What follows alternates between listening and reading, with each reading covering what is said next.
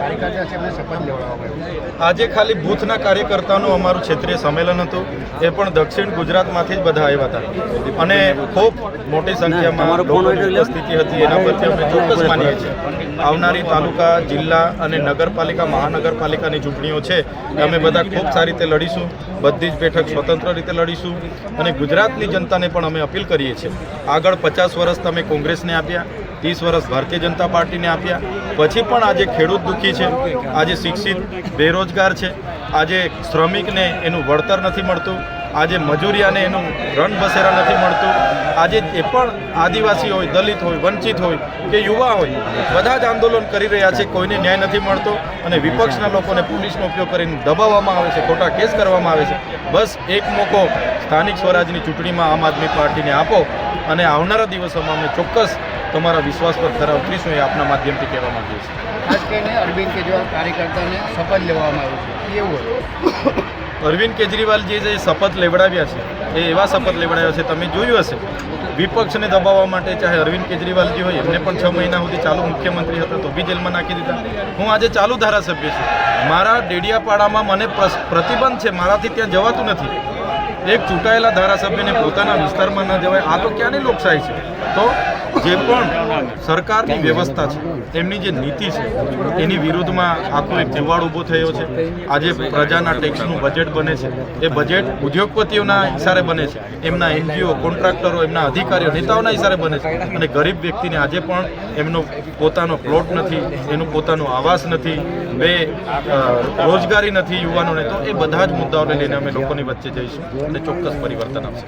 જાહેર મંચ પર એમ કહેવામાં આવ્યું કે હજી તમારો સરકાર છે, તમે કહો અમારે આવશે, તમે બતાવી દેશો, એટલે શું બતાવશો? તમે જોયું હશે, આ ચૈતરભાઈ વસાવા એક સામાન્ય પરિવારમાંથી ખેતીવાડી અધિકારી આ જિલ્લામાં ઉમરપાડા તાલુકામાં હતા. અમે નેતાઓને જોયા, અભણ નેતાઓ અમારા પર રાજ કરે એમ કરીને રાજીનામું મૂકીને અમે જાહેર જીવનમાં આવ્યા. જાહેર જીવનમાં આવીને અમારા લોકોનો અવાજ ઉઠાવીએ, એમાં અમારો શું ગુનો છે? અમારા વિસ્તારમાં શિક્ષકો નહીં એની માગણી કરીએ એનો ગુનો છે? અમારે ત્યાં સિંચાઈનું પાણી મળે, અમારે ત્યાં બાળકોને સારી શાળા મળે, અમારા બાળકોને કુપોષણમાંથી બહાર કાઢીએ, રોજગાર મળે, એ માગીએ સરકાર પર, એટલે કંઈ ગુનો છે? એટલે સરકારે મારા પર ઓગણી ગુના દાખલ કર્યા છે, ખોટા. આજે મારા ડેડિયાપાડાના મત વિસ્તારમાં મને પ્રતિબંધ છે, મને ત્યાં જવા નથી દેતા. એટલે આ જે એમની નીતિ છે, તો અમે પણ ભાજપના નેતાઓને આપના માધ્યમથી કહીએ છીએ, તમારો સમય હવે વધી ગયો છે, અતિ થઈ ગયો છે.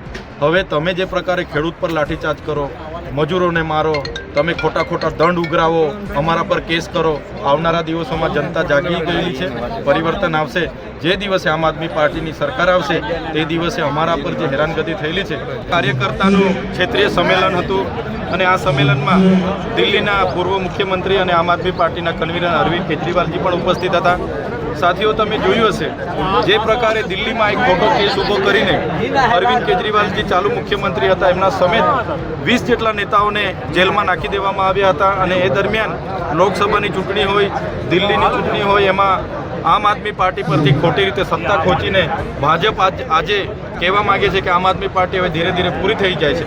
ત્યારે આજે તમે જોયું હશે, દૂર દૂરથી હજારો કાર્યકર્તાઓ આવી ધમધમતી ગરમીમાં પણ અહીંયા ઉપસ્થિત રહ્યા છે. અને આજના આ કાર્યક્રમનો મુખ્ય ઉદ્દેશ આવનારા દિવસોમાં જે તાલુકા, જિલ્લા પંચાયત અને નગરપાલિકા, મહાનગરપાલિકાની ચૂંટણીઓ છે, એમાં તમામ બેઠકો પર આમ આદમી પાર્ટી સ્વતંત્ર લડવાની છે.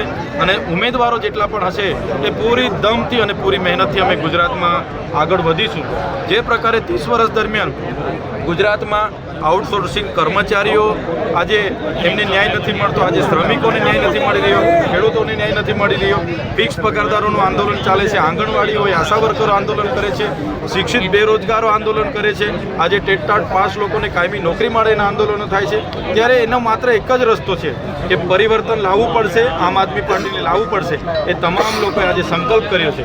કેમ કે અત્યાર સુધી તો ભાજપ અને કોંગ્રેસ પોતાની યારી, ભાગીદારી અને ટકાવારી ના મિલીજુલીથી શાસન કરતા હતા. આજે આમ આદમી પાર્ટી ગુજરાતમાં આવી છે અને ખૂબ મજબૂતાઈથી આગળ વધી છે.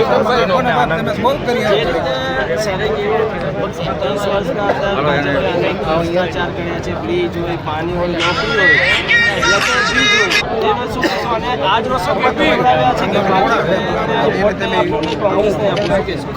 ગુજરાતમાં જે રીતે પ્રજાના ટેક્સનું બજેટ બને છે પણ એ બજેટ લોકો સુધી નથી પહોંચતું.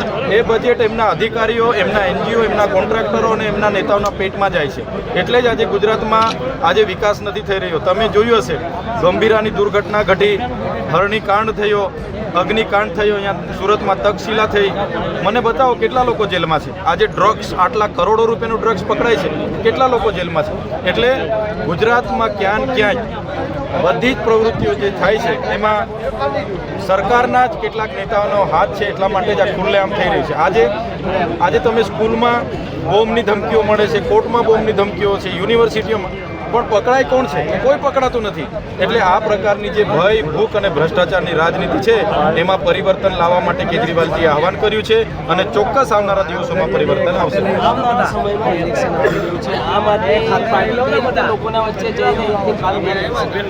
જે પ્રકારે તાલુકા પંચાયત, જિલ્લા પંચાયત, નગરપાલિકા, મહાનગરપાલિકાની હમણાં જે ચૂંટણી જાહેર થવાની છે, આમ આદમી પાર્ટી કોઈ પણ જાતના ગઠબંધન વગર સ્વતંત્ર ગુજરાતમાં લડવાની છે.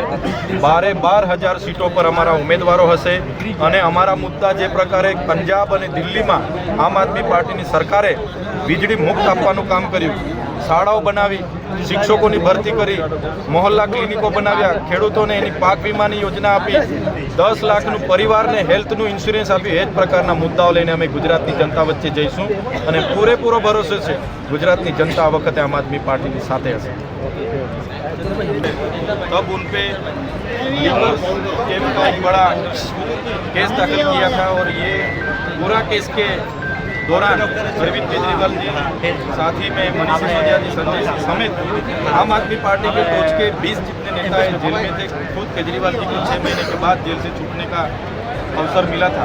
तो वो केस चला और अभी आपने देखा होगा कि जो राउत एवेन्यू कोर्ट दिल्ली के है, वो नामदार कोर्ट ने बोला कि इसमें सीबीआई, ईडी की तरफ से एक भी रुपया की रिकवरी नहीं हुई है, एक भी एविडेंस नहीं मिला है, तो उसमें उनको बेइज्जत बरी किया.